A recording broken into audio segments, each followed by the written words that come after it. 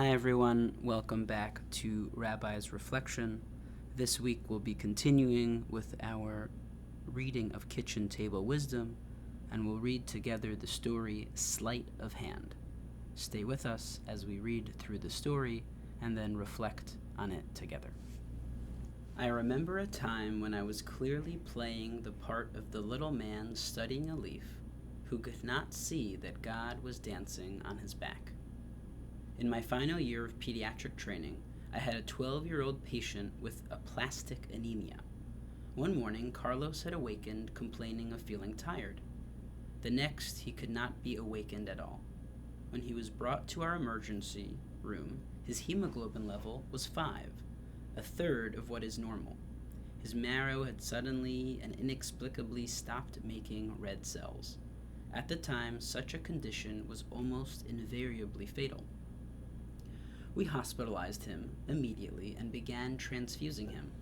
I was assigned this beautiful young boy during his hospitalization. Sick as he was a delightful child on the verge of manhood. He was an accomplished magician, amusing us and the children on his ward with his remarkable skills. He loved to fool his doctors. Our baffled looks would make him giggle as he drew the ace of spades from our ears and made our quarters disappear. He was a master of illusion, and no matter how we tried, we could not catch him at it. He charmed us all. His death was unthinkable. A few months previously, an experimental protocol for aplastic anemia had been developed, which offered a slim hope of jump-starting the marrow. It required giving massive doses of testosterone. We used it. It made an enormous change in this beautiful child. He became hairy and coarse-featured, his face covered with acne and his voice deep and rough. His smile was gone and his magic with it. He was sullen and short-tempered, but life was at stake, and so we continued. After he left the hospital, I followed him weekly in the clinics. No one else had wanted to do it. The senior residents had actually drawn straws. I had lost. Week after week, I could barely force myself to see him and confront the hope in his mother's eyes. Yet I carried him with me everywhere, haunted by his suffering and grieving for the boy who had so completely vanished. I read everything that was written about this mysterious disease, and everything that I read gave me the same bottom line. The prognosis was hopeless. In my heart, I knew we could do nothing. Carlos would die. The method of hemoglobin testing we used back then had a range of accuracy. Whatever figure the lab gave us, the real number was plus or minus 0.2. The hemoglobin reported as 6 meant the patient's real hemoglobin lay somewhere between 5.8 and 6.2. It also meant that test results of 5.8, 6, and 6.2 could all reflect the same real hemoglobin. For this reason, each lab slip reported the most recent test value and the results of the previous test for the purposes of comparison. Only an increase of more than 0.2 could be considered evidence that the bone marrow was responding and once again making blood. I explained all this to Carlos and his family. The first clinic hemoglobin was 6, the same as it had been in the hospital. I met his mother's eyes and shook my head. The following week, 6 again. I shook my head again. And the next week, another 6, and then 6.2.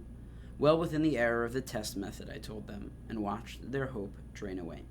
It had been 6 weeks since the beginning of treatment. As each week went by, it seemed more obvious to me that the medicine was not working, and it was only a matter of time. The following week, Carlos's hemoglobin was 6.4.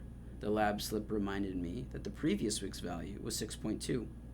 Once again, I felt a pain in my heart as I shook my head. 6.4, I told his mother, well within the range of error of the test.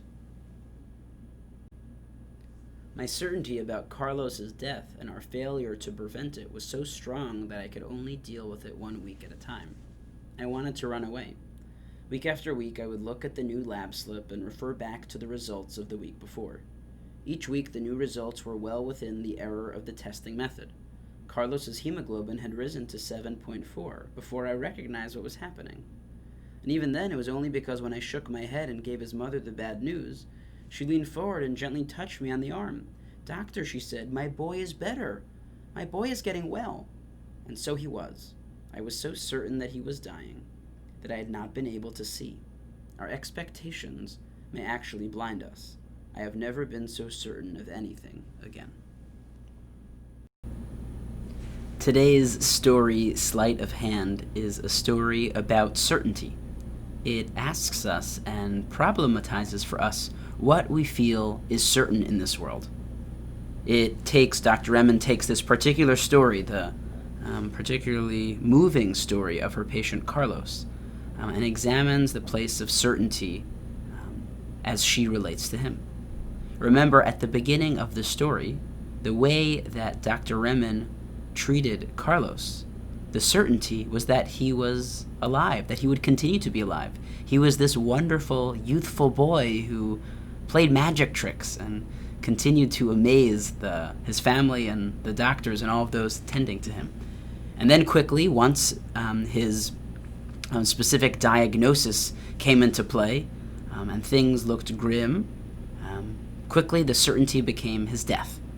And so she moved Dr. Remen from being certain about him living to be certain about him dying. And then not realizing that by the kind of the end of the story, as he continues with the course of his treatment, that his hemoglobin is getting better. And it's already up to 7.4, but she had been living in this kind of certainty that he would be certainly dying, that she couldn't even see what was in front of her. So what I think this story is asking us to each think about is about the way that certainty lives in our lives. I love the image that she starts the story with. I'll just read that. Right? This story is about the moment that she felt like she was a little man studying a leaf and didn't realize that God was dancing on her back.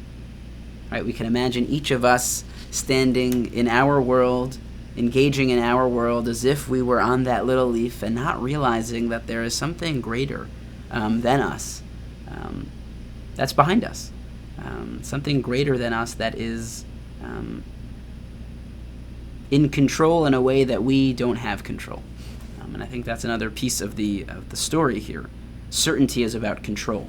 And these are moments where what she's reminding us is that there are many moments where that control can be taken away from us. Not in the sense that we could then feel helpless or hopeless, but in that our worlds can change or things can happen in ways that we can't even imagine. And I hope for each of us, we can reflect on that and reflect on perhaps the blessing or the wonder that can come into our lives when we take a second moment to reconsider the certainty that's around us. Thanks for joining me, and I hope you have a great day.